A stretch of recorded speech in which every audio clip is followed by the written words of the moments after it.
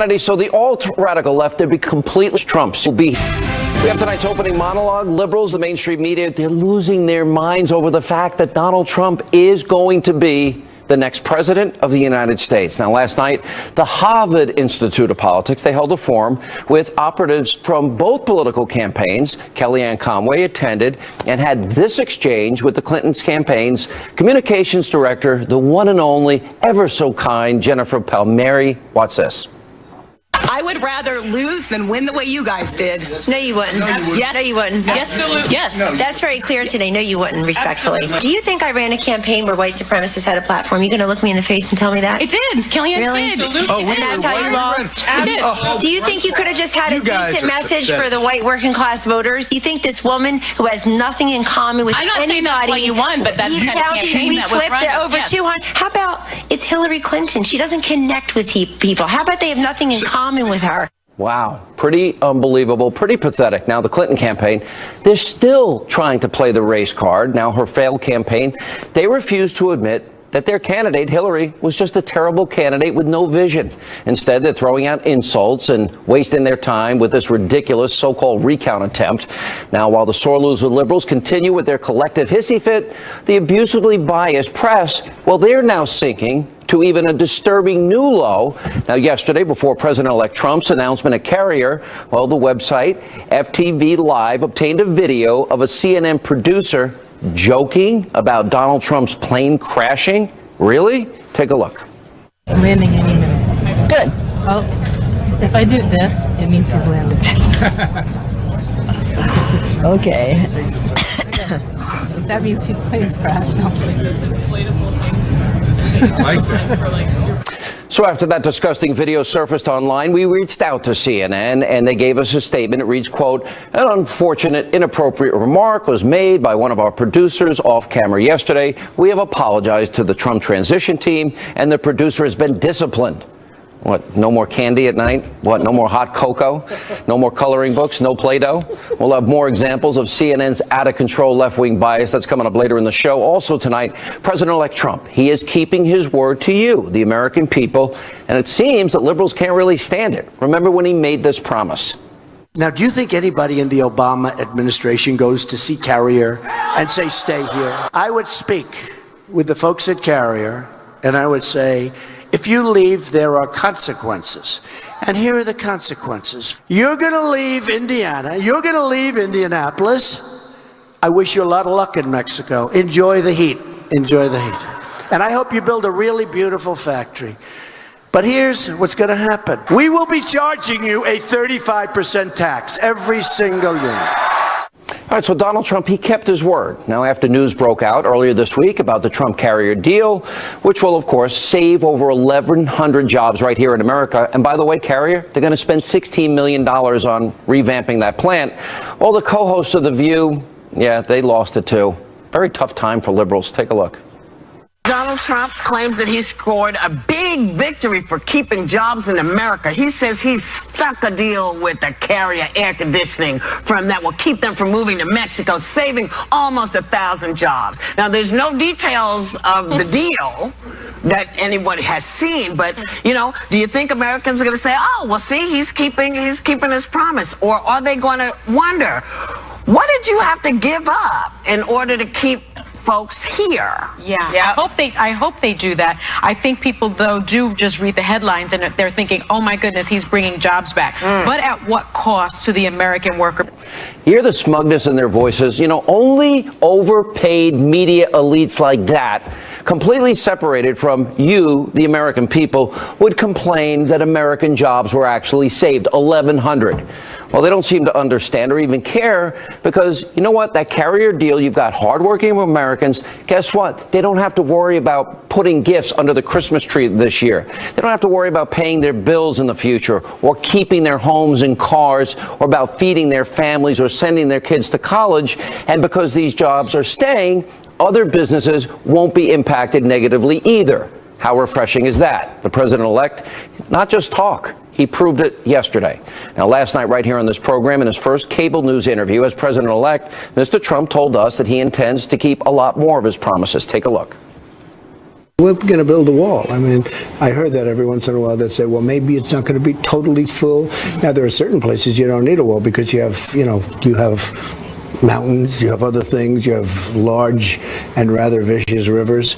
But no, we're building a wall. It's going to be a real wall. We're going to put in a health care bill, a real strong healthcare bill. I think it's going to be terrific. You're still solid on Supreme Court justices, originalists. Yeah, solid we on the wall. We have one to appoint very soon. We're going to have to come up with a name. I'm down to probably 3 or 4. Are they from your list? People from the list. They are terrific people, highly respected, brilliant people, and we'll be announcing that pretty soon too. Here now with Reaction Trump, senior advisor Kellyanne Conway.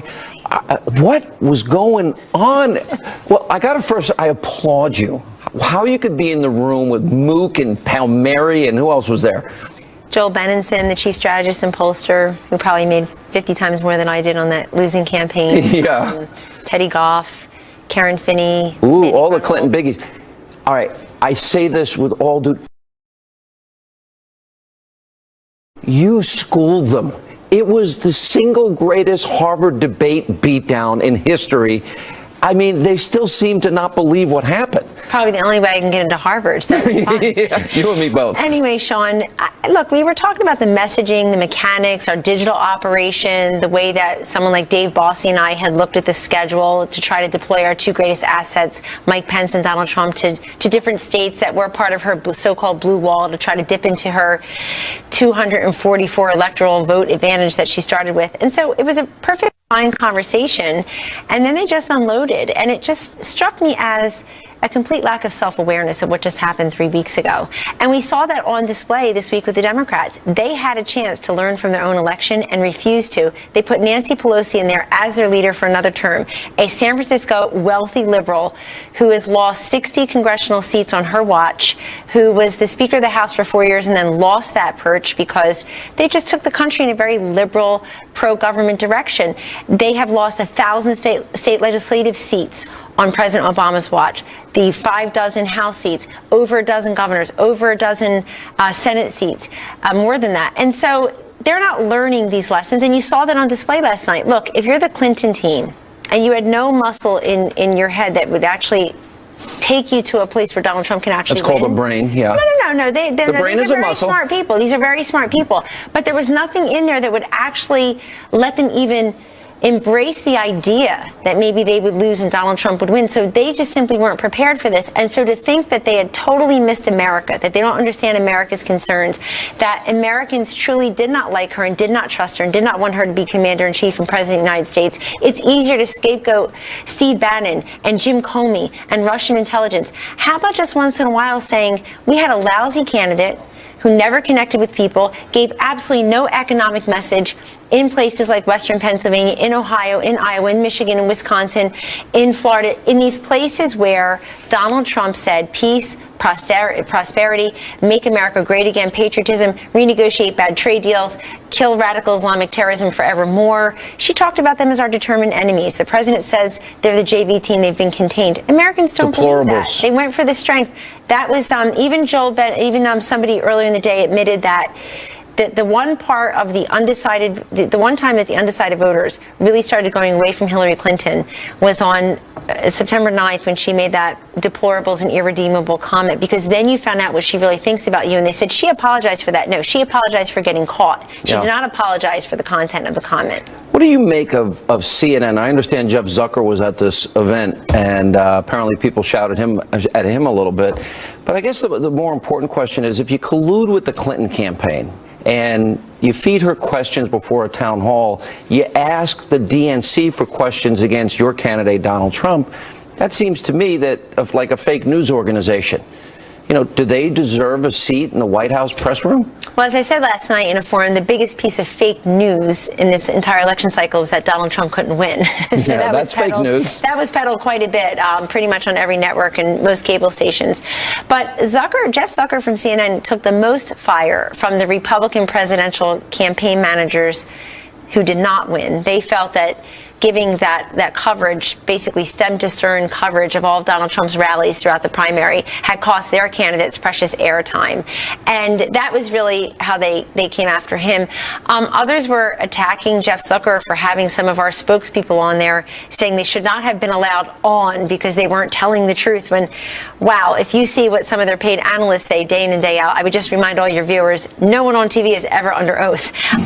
But look, all this goes to in the same direction, Sean. It's very simple. There are people who are part of the permanent campaign. They just can't get over the fact that Donald Trump won. And by the way, it wasn't a squeaker. You know what started this argument yesterday? That Team Clinton going back to the popular vote, And I said, hey, all your graphics and all your fancy packages said road to 270, not road to the popular vote. You ran the same way we ran. We got 306 of them. Yeah. Donald Trump won 30 of 50 states, 2,600 counties. He flipped over 200 counties that Barack Obama carried in 2012. Donald Trump took in 2016. I mean, this wasn't a squeaker, folks. He wanted to push up the popular vote. He would have been in California, New York, New Jersey, Illinois, and we would have won anyway. All right, so I guess the most important thing, the only negative thing I hear up to now, but number one, people love you when I'm out and about.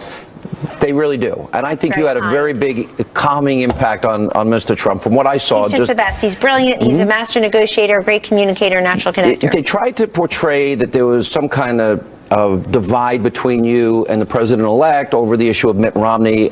I've heard the same thing. A lot of his biggest supporters don't want him for Secretary of State because of the things he said. They're very defensive of the president-elect. And the other thing is, you heard it last night, lock her up. That hasn't been determined by anybody. Isn't that going to be determined by the Justice Department and the new Attorney General? Sure. Donald Trump believes in federalism. He believes in separation of powers. All he was saying last week was he's not focused on that. He's focused on health care and immigration in the case of helping Carrier keep 1,100 jobs here in Indiana and not over there in Mexico. Here they'll be making $23 an hour. There they would be making $3 an hour. So you see it's a better deal for the American worker, notwithstanding what other people on networks are saying. But look, on this thing about Donald Trump and you read the New York Times article. I saw the tweet, so I saw you right behind him, behind his desk. You wouldn't be there if he was mad at you. I wouldn't be there. And Here's if you my were mad at me, question. I wouldn't be here. I would resign because I very much believe in him, and I know he's going to be a great president. What will your role be? Everyone's wondering. It's called the Kellyanne role, apparently, and it's whatever he wants it to be. I think it'll be a combination of a number of things. I can either go inside and be in the West Wing with him if he wants. He said he wants me there, or be outside and build the whole political operation. Basically have that superstructure, Sean, that we tap into to help push forward President Trump's Supreme Court nominees and the other federal. There's going to be a lot of fights ahead. Look, there are a lot of fights. There's going to be a lot of fights. He is a guy who's going to get a lot of great things done very quickly. Yeah. And we want to make sure that he has the surround sound superstructure to support those initiatives on the outside. The left that we see. The left's going to lie. The left's going to be smirched. They're going to go crazy. Now. They can't accept the election results, let alone the fact that he's actually going to solve problems. And it took him, he's not even inaugurated yet, and he helped Carrier keep the jobs here. Imagine what he'll do as president. And the left's mad. By the way, you're the first woman, and we don't believe in identity politics. Neither one of us. I've known you for over 20 years. The first woman to win a presidential campaign. And I thought yesterday was probably one of the more entertaining moments I've seen in the entire campaign. And I congratulate you on both those things. We had a great team, and we had a brilliant candidate and vice presidential candidate. That helps a lot. If you have a good candidate, it helps.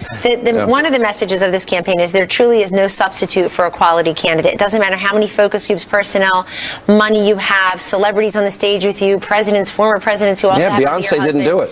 You need if anything, surrounding yourself with people who were larger than her in terms of personality and popularity made her seem small. But you need a good message and a great messenger. All right, Kellyanne, congratulations. Look forward to hearing about your new role. Thank you. And up next tonight on this busy Friday news night here on Hannity. We won in a landslide. That was a landslide. And we didn't have the press. The press was brutal. President-elect Trump, he's calling out the abusively biased mainstream media at last night's rally in Cincinnati. Also tonight. How many of you think the media... Wow. I mean, it's almost hard to wrap your mind around. I agree with you that there were lots of, divisive comments, especially and unfortunately about the... It's nationalistic, populist movement, and if you want to join up with him, fine. But if you don't, forget it. He's going to do it in his pugilistic, narcissistic way. He's not going to change. Look, there's somebody writing speeches trying to calm people down, talk about unity, that throwaway line about, please don't, be mean to each other. There's somebody. It's a throwaway line, but it's one that he has never given. And I'm happy to hear. I hope he read it as if it were a hostage message. Exactly. It did not come from the heart. All right, so last night in Cincinnati, I had the opportunity to ask some of Trump's supporters attending the rally what they thought of the mainstream media's treatment of President-elect Trump. Take a look. How many of you think the media in this country has been unfair to Donald Trump?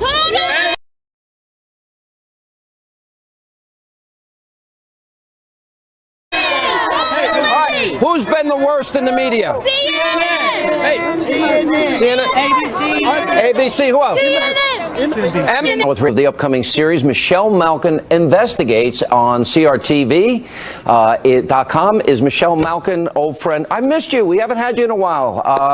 Congratulations on the new series. I'm very happy for you.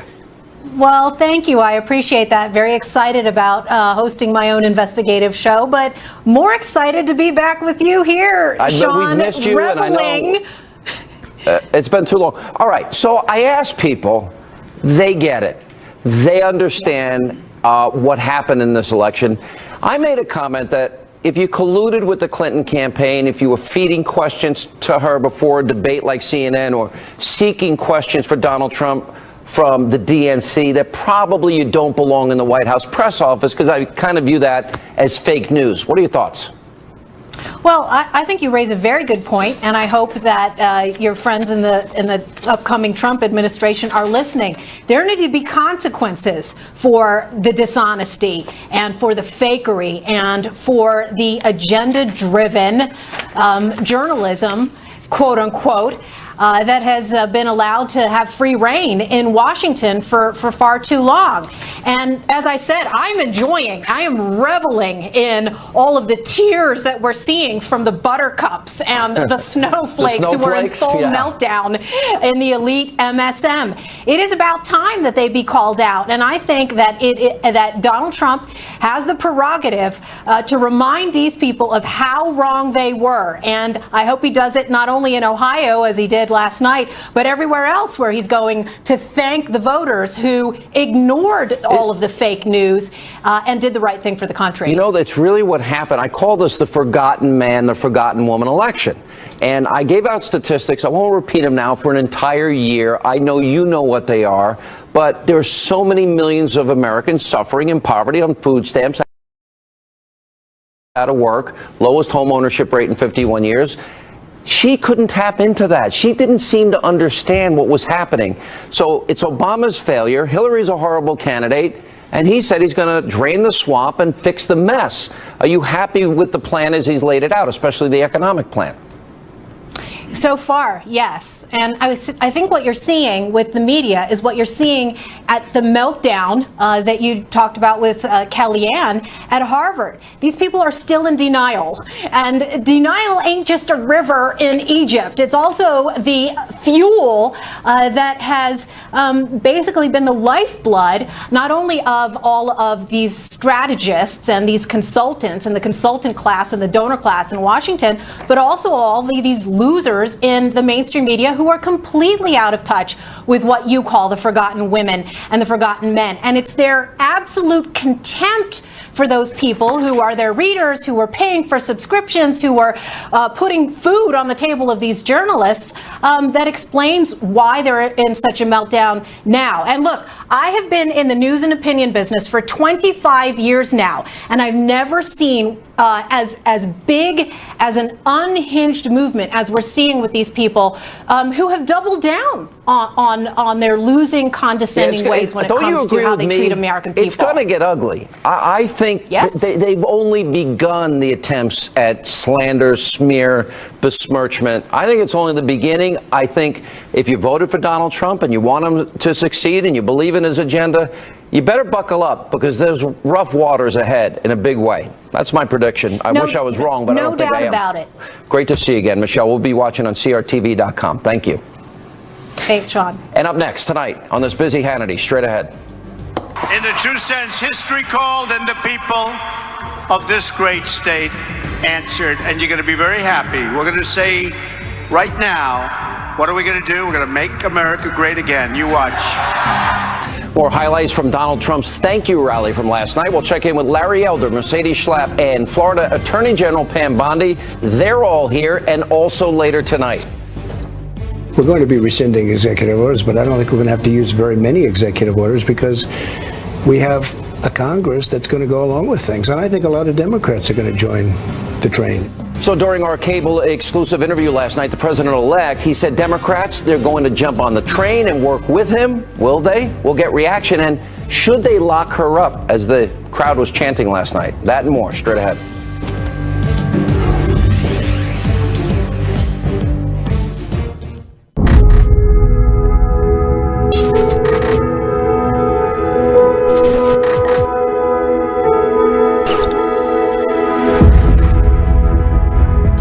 Wild swings of the Dow. Massive government ramping up the fight against ISIS. This is a monster storm. The fight over the balance of power. Horrifying attack could have been. We're just getting started as this news is.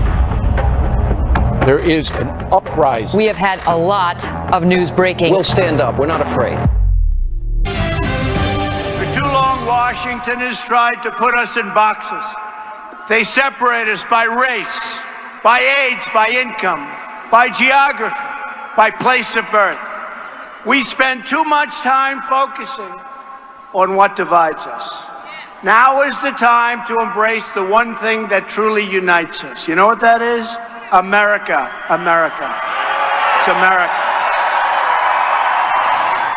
All right, that was President-elect Donald Trump at last night's Thank You rally in Cincinnati, Ohio, where we were. Joining us now with reaction, nationally syndicated radio talk show host with the Salem Radio Network, Larry Elder's with us, Fox News contributor Mercedes Schlapp, and who, according to reports, is being pushed as a possible RNC chair by members of the Trump team. That's Mercedes. Also joining us is Florida Attorney General Pam Bondi, and she met with President-elect Trump earlier today at Trump Tower. How did the meeting go? Good? Oh, it went great. No, of course, I talk to him frequently, and I've met with him several times, and I'm on the transition team. He is working so hard, Sean, and he is already being an amazing he works Saturdays, Sundays. He invites a lot of people in, meeting a lot of people, which I think is great. I love the idea when people do nice things for you. Maybe I'm old school.